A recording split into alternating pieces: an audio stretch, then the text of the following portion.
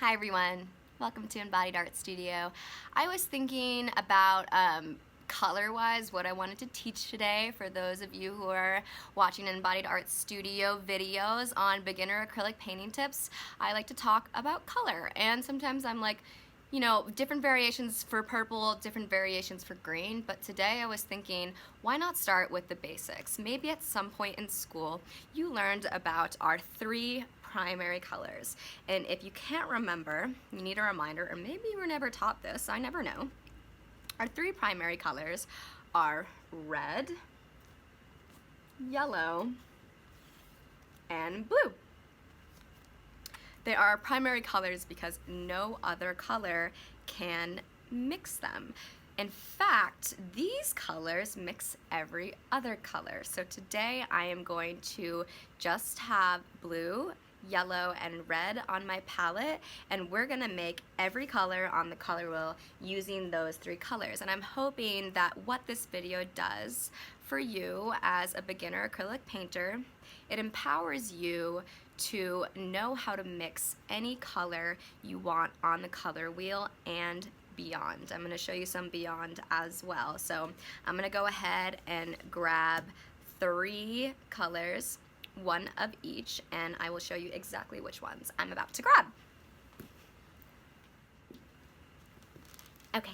Here's my colors. I'm holding them like they're my babies.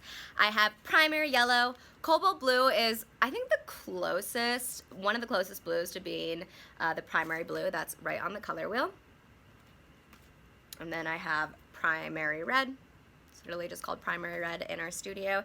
And I'm just gonna use these three guys. Maybe I'll throw in some white. We'll see how it goes. So let's get our palette ready.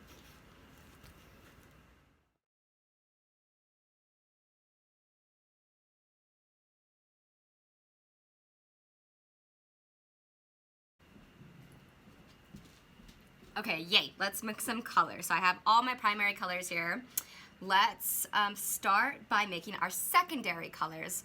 This is gonna be such a good color theory lessons. This is really the basics. If you haven't thought about color in a while, this is gonna be really essential for you to watch. And if you haven't seen how to make a palette and how to mix paints on your palette, make sure you watch my video, my demo on that as well.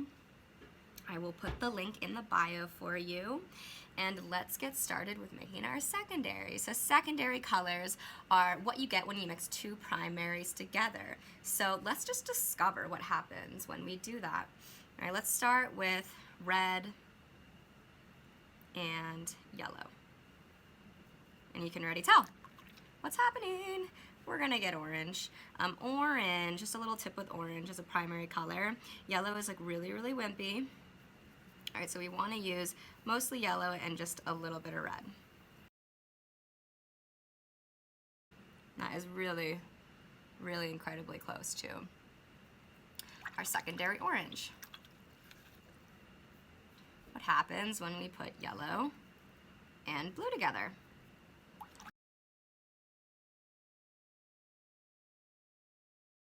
I like to go like a little bit less at first and then add a little bit more later.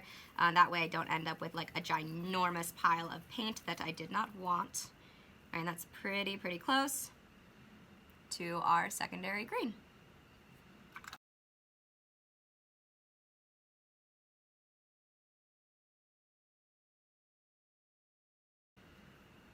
Let's go equal parts red, equal parts blue. Let's see what happens.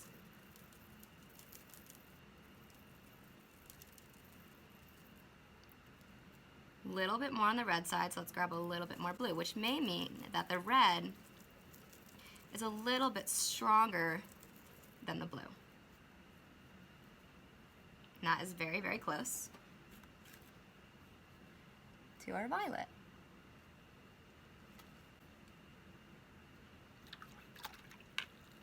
And this is why I have the white. The violet may be really dark in the video, so adding a little white can help show the color a little bit more, hopefully.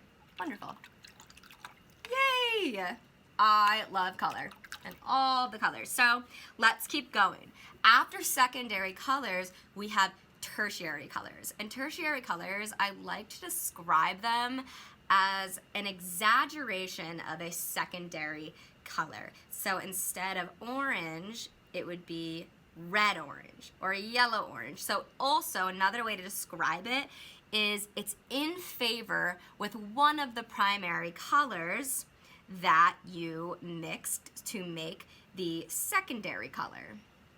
All right, so we're gonna go down the line here and we're gonna make all of our tertiary colors. So let's just start with, we're gonna start over here and work our way this way.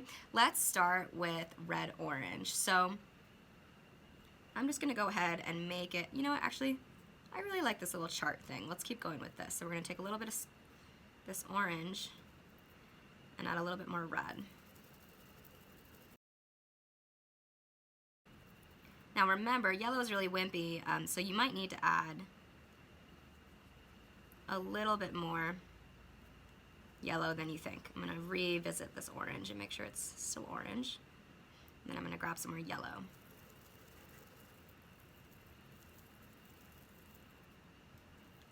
Great. Time for yellow orange.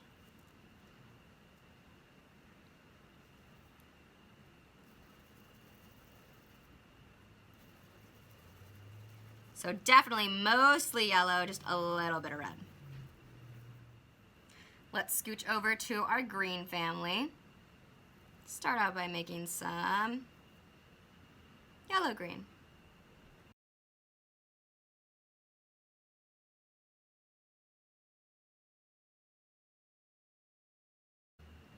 Time for blue-green.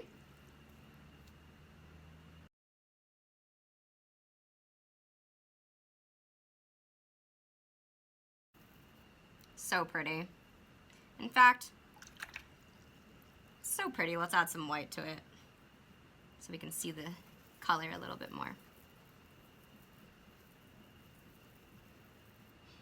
I would love that for like some ocean water. It's making me want to go to the beach even though it's freezing here. All right, what are we missing? We're missing our combinations of our different purples. So let's start out with, we're gonna have to really travel here. Woo! Let's do red violet.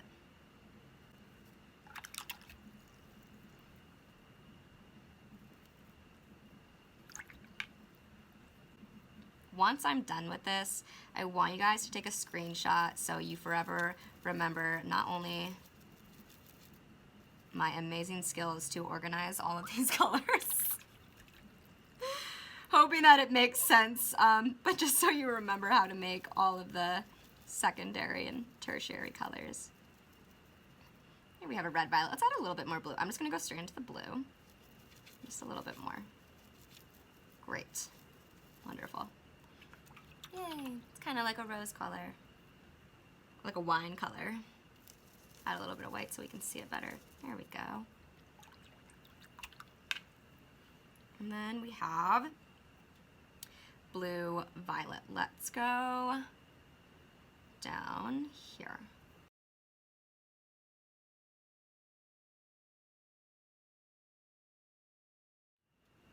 So another way to look at tertiary colors is taking the primary color and the secondary color and mixing them together to get a tertiary color. So lots of different perspectives when we're talking about all of our colors. And guess what? We just created every color on the color wheel. Bam. So I want you now to take a screenshot of everything we just did with the color wheel too, so that you have these mixing skills for you in the future if you ever want to make any color on the color wheel.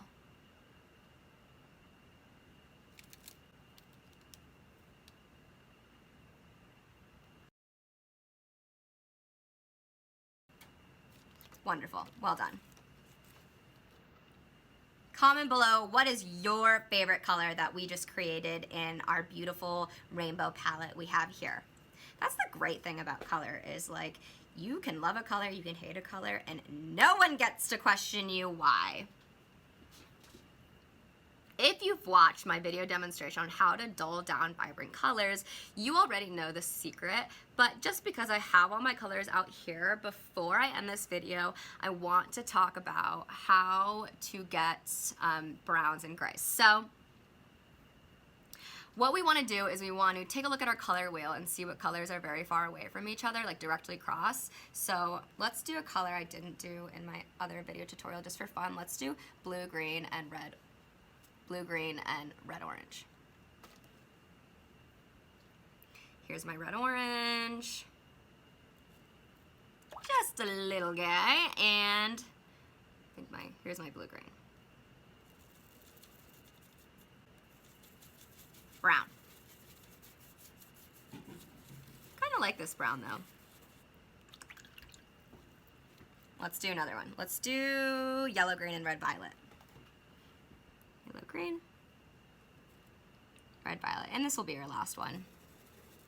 Just want to show you that when you mix colors that are far away on the color wheel, because that might happen. You might make this like really awesome colorful palette and start mixing them together and you're like, whoa, what happened to my really awesome, vibrant, beautiful palette? Now it's all gray and brown.